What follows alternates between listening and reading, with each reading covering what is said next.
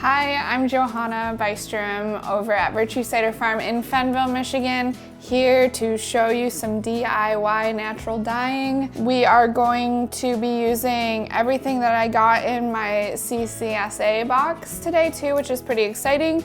You're going to need, for your checklist, onion skins, a carrot to 2 carrots, and a cold press juicer or a blender, beet juice or beet pickle liquid, some black beans, water, and vinegar. For onion skins, it's a hot dye bath that you want to create. So you're gonna take your onion skins after you save them up after cooking or whatever, and then you put them in a pot and you submerge them in water and you boil them until you start getting this really rich red hue.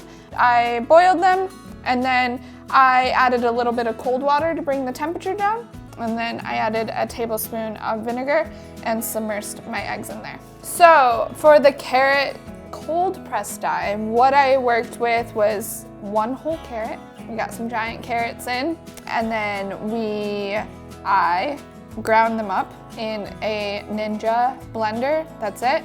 And I added a little bit of water, and then I used a strainer and let it very slowly drain.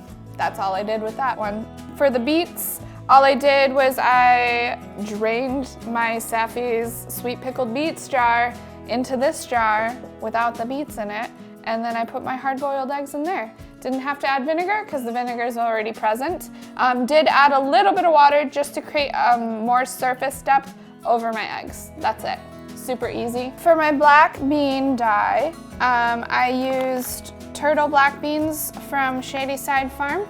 The cool thing about making any of these dyes is that you're not wasting any food. So I literally took the water from cooking the beans to make this dye. So you cook your beans as per usual, and then you add a little bit of vinegar to the bath, and then you submerge your eggs in there. I did leave some of my beans in this jar because I wanted the color to really saturate. Sometimes what happens with the bean water is that you end up having kind of like a lighter or muted, almost like rainy day gray. So I really wanted some of the purple and the blue to come out, and you can achieve that by using maybe some blue eggs or bright white eggs or even some brown eggs to kind of create some variation in your hue. Now it's just a waiting game. We have to see what kind of hues came out of our locally produced food and eggs. This is the onion skin dye. So if you remember, I wanted to use some darker brown eggs to get a really deep copper color, and I think we've achieved that. It's kind of cool to see how it takes off in the cracks, the hairline cracks, and accentuates the speckling on the egg. So now we're gonna check on our cold press carrot dye.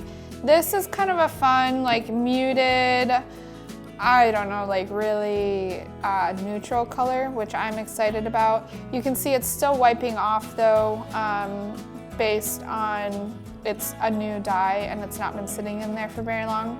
So I would definitely let this soak for 24 to 48 hours. Here's one of our darker brown eggs, collecting that neutral, kind of cool,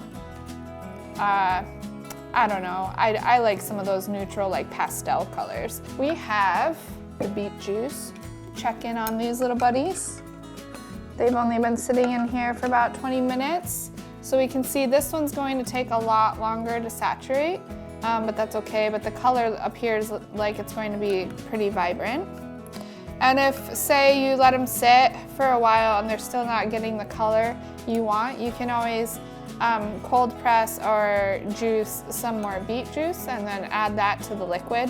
So we're just gonna check in on the dye. I like to let them rest overnight and not really peak, but I just want to show you it can act pretty quickly. This is our black bean, and it's gonna create kind of a tie-dye effect because these are duck eggs and there's usually more marking on the duck eggs, and then also we probably did a hairline crack when we hard-boiled them. So you're gonna get this kind of cool, funky like gray sky color with these. So here is our little color palette, straight from the CCSA box. And this is a fun project to do with the springtime season. Spring equinox just happened, and also our chickens and our ducks are producing tons of eggs right now, so we've got plenty to play around with. Super pumped. Cheers, thanks.